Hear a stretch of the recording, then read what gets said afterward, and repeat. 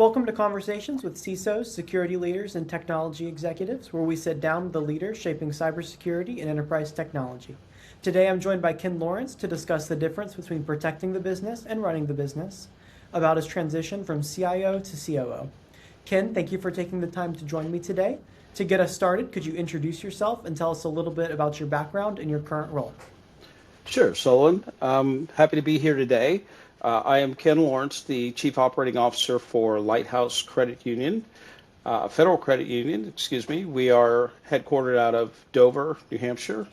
I make my home here in Orlando, and I commute. So I've been with Lighthouse now for 4 years. Prior to that, I was at Disney Credit Union. I left there as the Chief Information Security Officer.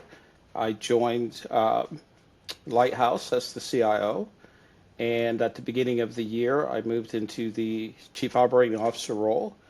I still today have purview over all of the technology stack, as well as the security stack. So, yeah, I'm You wear many hats. wearing all three, but I got great people under me, so I'm not necessarily down in it every day like I was when I was a CISO or when I was the CIO. Excellent. So, what motivated your transition from CIO to COO? And having sat in both roles, what is the biggest mindset shift between leading technology and leading the business? Yeah, I think it was just the opportunity, right, to move into a different role, pick up a little bit wider scope. Uh, but I would tell you there's a difference between, I would say, all three roles. There's a difference between in terms of mindset, sitting in the CISO chair, which is more, hey, how do I provide defense for the business? Right? That's really what I'm focused on at that point. The CIO mindset is really, uh, how do I enable the business, right, to do the things they need to do, whether that's from an infrastructure standpoint or if that's from a development standpoint. I would tell you as a COO, my mindset every day is running the business.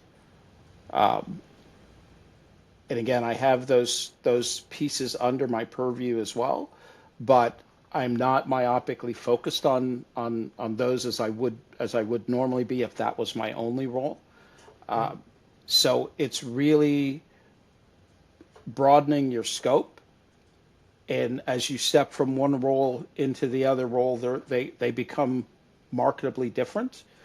But once you once I stepped into the COO role and that picked up a lot of other operational portions of the business as well, then yes, my mindset, I would say, changed completely to, I'm on the offense every day, right? And I'm trying to make sure that we can execute in the most efficient way.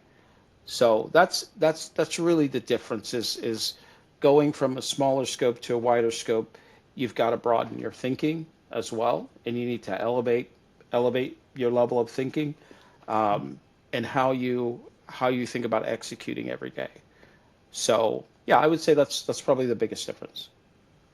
And how does your definition of success change from CIO to COO? Oh, I would I would say it's as easy as sometimes looking at the metrics, right? Today my focus is not uptime, right? Mhm. There's folks that is their focus. My focus is how do we execute, right? How do we execute in a way that sets the business up for success? And I don't do that on my own, right? I do that in concert with cyber, with infrastructure, with risk, right? They're a big component of what I do. Uh, Back office operations sometimes has to be brought into play. So it's a wide purview, but it does give me the ability to execute from end to end. Um, so again, that's kind of how I look at it, kind of how I tackle it every day. It's not one area that I'm looking at. I'm looking across the entire forest and trying to figure out, okay, where do I need to be? To use a hockey term, I try to anticipate the puck as much as I can, right? So again, the mindset is running the business. It's staying on offense is what I'm trying to do most of the time. So many CIOs struggle to get executive buy-in for their technology and their security initiatives. Now that I guess you're not on the necessarily on the other side of the conversation. Mm-hmm. You're on both sides sitting in those roles. But Mm-hmm. what are the biggest shifts that CIOs and CISOs can make to better pitch their initiatives to COOs and the business stakeholders? Yeah, I would say what it's not always about the ROI, right? Hmm. Sometimes you just need to tell a good story. And we get much too wrapped up in the technical aspects in the minutia, Hmm. and you lose the larger picture, right? So uh, what I'm coming in, the mindset that I would take to come in and talk about whatever it is, whatever initiative it might be. Number one, is it aligned with the business? It is aligned with the initiatives at the top of the house, right?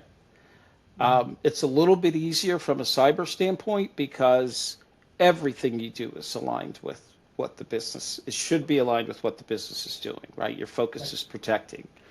A little bit different maybe from an infrastructure standpoint where you can easily be looked at as a shiny object kind of individual, right? Boy, those IT guys spend a lot. So it's about how you tell the story, right? And am I telling a story in the way that aligns to the business goals and the business initiatives, right? One thing and I would say most CIOs would do this. They won't do technology for technology's sake, right? They're trying to tie it into the business, but simplify the story and so that folks understand what you're trying to do, the value that you bring. Um, and I think that's how you get buy-in. Uh, Finally, you need to deliver, Hmm. right? Delivery, delivery, delivery. If you can't bring it across the line in a consistent fashion, it doesn't mean you're always going to hit the timeline, right? But we evangelize those things and we set expectations. Um, and I think if we do that, that's how you get buy-in. You never get buy-in with a 30-page, you know, PowerPoint deck. Like that just doesn't do it, right? So know what the story is. Make sure you're aligned with the business focus, the business initiatives, and you're likely to get those things if it makes sense and it's within budget, right? You're likely to Of get course. those approved. So that's always the advice that I give. What's the story? What do you want me to walk out of here and know? Right? What is the value of whatever it is you're bringing to me? You need to make sure that I can understand that, and we're not caught up in all of this technical stuff, right? So I think that's how you get buy-in. So how do you come up with that story? What's a good example of how you develop a story to tell executives to get the buy-in that you need? Um, I would tell you something as simple or as complex as a zero trust network, Okay. right? It sounds, wow, this sounds great. Like zero trust. Yeah, if I'm not in the game, it sounds like a really good thing. It's been a buzzword for a decade around It here. has, right? And so when you actually come in and sit down and try to sell something like this, again, what are the benefits to the business? What are we bringing to the business, right? Hmm. And so my story would be, if we pick something simple, um, in today's remote world, I get that it's moving back a little bit the other way, but we still have a lot of remote workers, right? Hmm. Um, and we're always worried about what is that individual doing at home? Do we have the right monitoring in place? There's always somebody a little bit smarter than us. So hey, what if I could make sure that every time you logged into your uh, work equipment, whether it's a Mac or a PC or whatever, you're instantly dropped in and you're on net and you're in the VPN and all policies and rules apply. So let's just think about that now. You log in and all of a sudden I land in this secure zone. I probably have some other controls that you're going to go through. You probably have multi-factor authentication or 19-character password and all this other stuff. But the ability just to drop you into the corporate network, corporate resources behind the VPN, of which you don't have to do anything more than log into your computer. Mm-hmm. When you simplify those things down, then people start to understand. Hey, I get to control what comes into my network. I get to control what goes out of my network. Oh, so that means all from an email standpoint to whatever might be moving on the wire, backups to the cloud.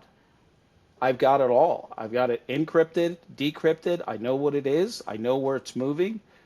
If I can tell those stories in a way that the CEO can understand it, mm-hmm. the COO is dug in on what we're trying to do, then I've told a pretty compelling story. But it's when I come in with a lot of technical speak and things that are theory and not proven in fact, that's when we start to get a little bit squirrely.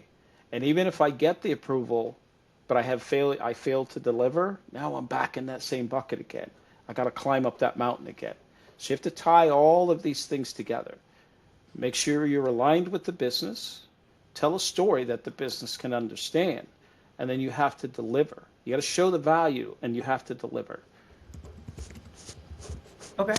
So as COO, what do you wish that more CIOs and CISOs understand about how executive teams evaluate technology and cybersecurity investments? And what are some reasons that a CIO or CISO might not think about that a technology or cybersecurity investment that they think, would be approved easily may not be approved? There's a lot in that. So ask me the first question again. Okay. As a COO, what do you wish more CIOs and CISOs understood about how executive teams evaluate technology and cybersecurity investments? Again, I think it's telling the compelling story and making sure that it aligns with the mission. It aligns with the direction that the organization is going. Right? That is the biggest key. What I have oftentimes seen happen is we make these promises, but we don't deliver on them. Mm-hmm. And at least at a minimum, you can bet the CFO is tracking on this, right? Right. So what I've always tried to do is not bite off more than I can chew. Be very honest about the outcomes and the time it will take to deliver those outcomes. I try not to pad them, right? But I have to give the teams the ability to make a mistake along the way and don't feel like their backs are against the wall. So there's no silver bullet for this. I do believe it sounds like a broken record, but it's what has always worked for me. It is understanding where the business is going and aligning what you're doing to where the business is going. I can tell you that lots of times in cybersecurity, we're going to be well out ahead of the business. And that's where you want us, right? I want my teams now bringing things back to me as they're seeing them out there, and as AI starts to get stronger and stronger, and more people are adopting it. Right, we're going to have to think about how do we change our security posture to be ready for this, because it's coming. Right, it's here. And the days of looking at just traditional spam emails and things like that, it's much more sophisticated than that. So, but again, I think if you tell the right story, and from a cyber perspective, you're never trying to scare anyone. Right. You're trying to make sure that they're informed and that they know that you are in front of whatever threats might be out there, and that's what you're bringing to protect the organization. Um, storytelling, storytelling, storytelling, right? And alignment. That's what it's about. And for the second part of the question, Mm-hmm. what are some examples that you can think of, or maybe remember from investments that you've tried to make or seen not get approved? What are some reasons that a board may not choose to make a cybersecurity or technology investment that a CIO or a CISO may not expect for the reason to be? Um, I have definitely been in a position where I've thought whatever the solution was the right thing for the organization.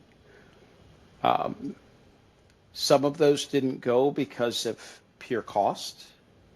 Hmm. Um, some was just the effort it was going to take across multiple teams to deliver on some of these things, which the business evaluating the two decided, hey, can we do something a little less heavy, right? A little less impactful, but we'll still get there.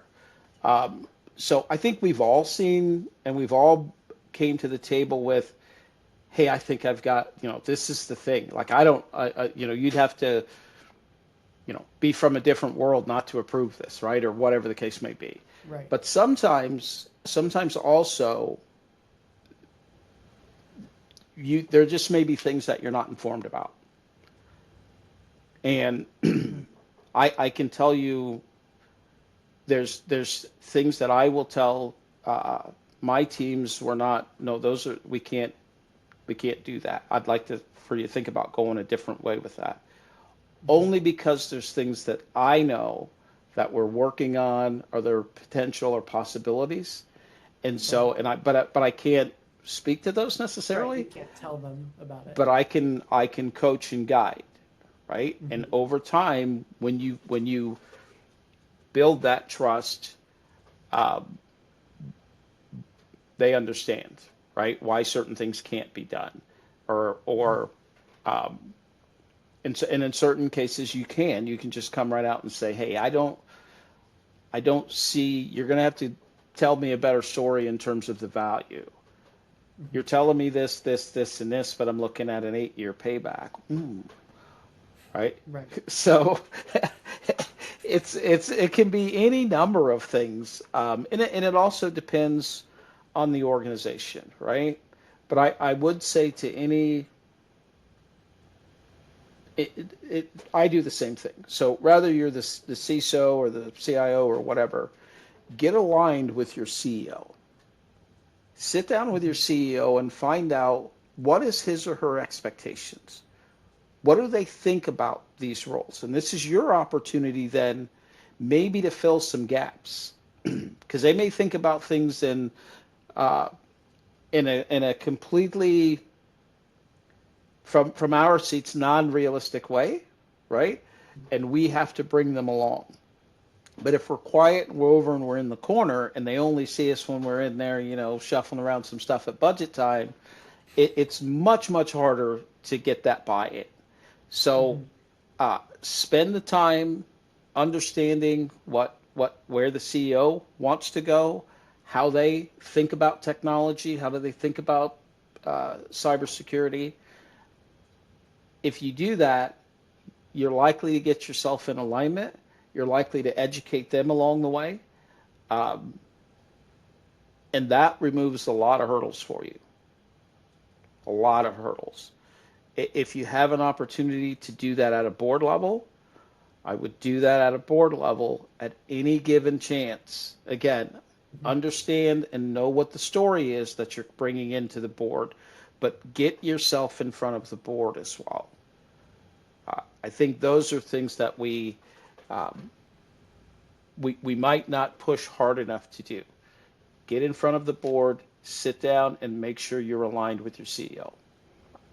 So you may have already kind of answered this question in that answer, but what is something that effective CIOs can do that will help them earn influence beyond just the technology side of an organization? be a partner to the rest of the organization, right? Be a partner to your CHRO, right? Be a partner to your CFO. Uh, those are ways that, and when I say be a partner, be a thought partner with them, Mm-hmm. right? Uh, I can tell you that I personally spend the bulk of my time, I believe, talking with the CFO, right? So much I can learn from him. Um, a lot of things he can learn from me, but um, it helps keep the door open. Um, I would say, regardless of who it is in the organization, what role they play, put yourself out there. Try to be a thought partner for those folks, because there's lots of times when in my career I've done things, I've put stories together, and I've ran them by the CFO or the COO. Hey, how does this story play? Right?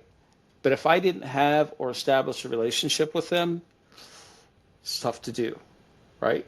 So uh, you definitely want to be a team player, and it's not necessarily about pushing technology. It's about being the thought partner, right? I think that's how you strengthen your seat at the table, and it also, I think, as a leader, gives gives the impression that you're much more well-rounded, Right. right? Yes, you're an expert in your field, but you can think outside of your field too, and we need that around the table sometimes. So, as CIOs and CISOs, as you put it, fight for their seat at the table, what's one mistake or a few mistakes that you see that they frequently make? Mm. Uh, Boy, that's another loaded one there, Sullivan. I think you have to establish relationships. You have to um, you have to be thinking org first, always org first. If you bring that org first mindset, you're not likely to run into a lot of friction, right? It's it's it's when we start to look here that we begin to run into problems. Again, I'm like, keep your head up and look out over the forest and know what's out there. Uh, I think, and I do think today that CIOs and CISOs don't struggle quite as much to get to the table as they used to. I mean, you turn on the news, right?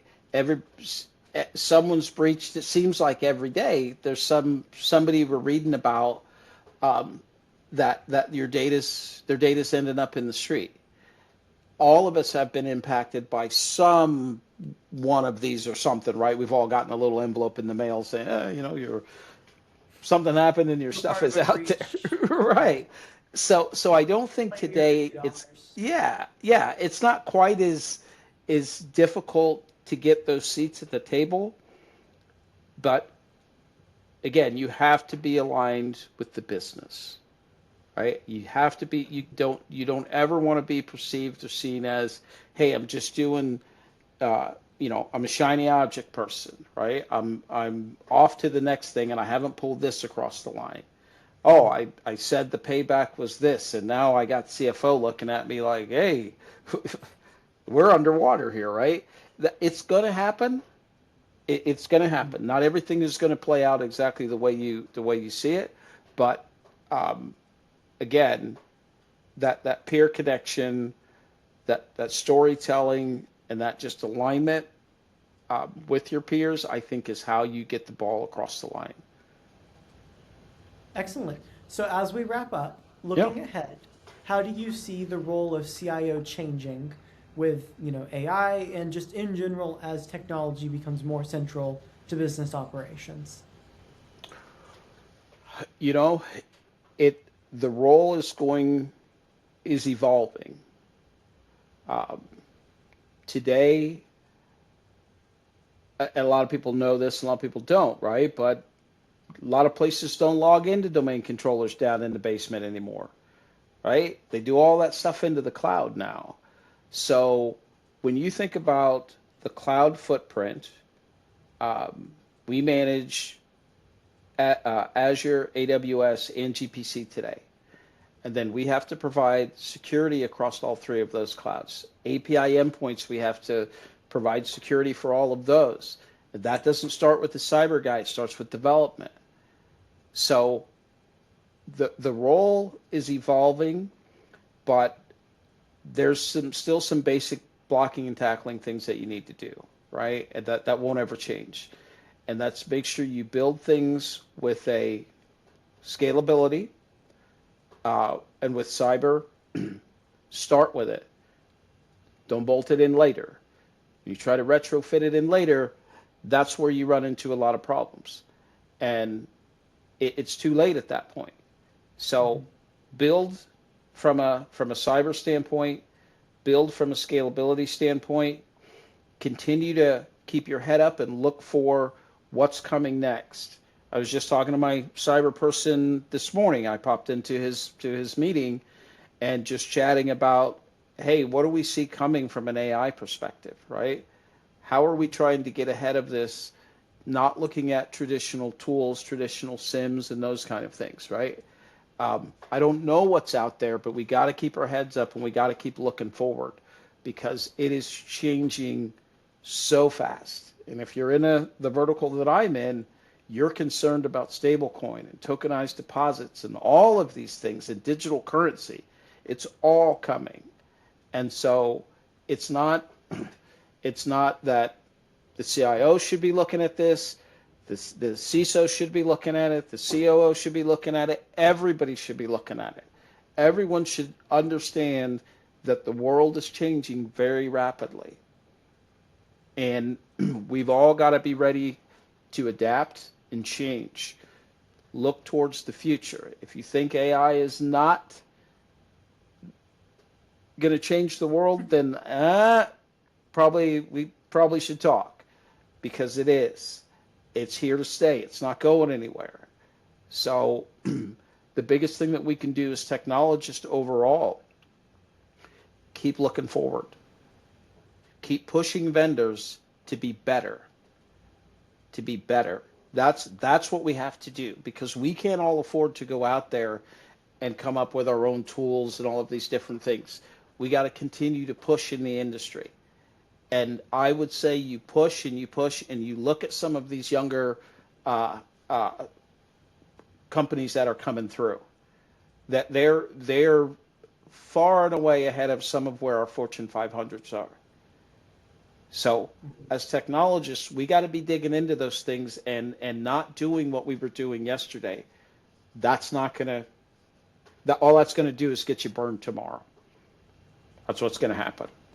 So exciting times, Sullivan. Exciting times, I would say. Indeed, exciting times they are. Well, thank you everybody for watching. If you enjoyed this conversation, be sure to like, subscribe, and leave a comment with your thoughts or suggestions for future guests and topics. And thanks again to Ken Lawrence for joining us today.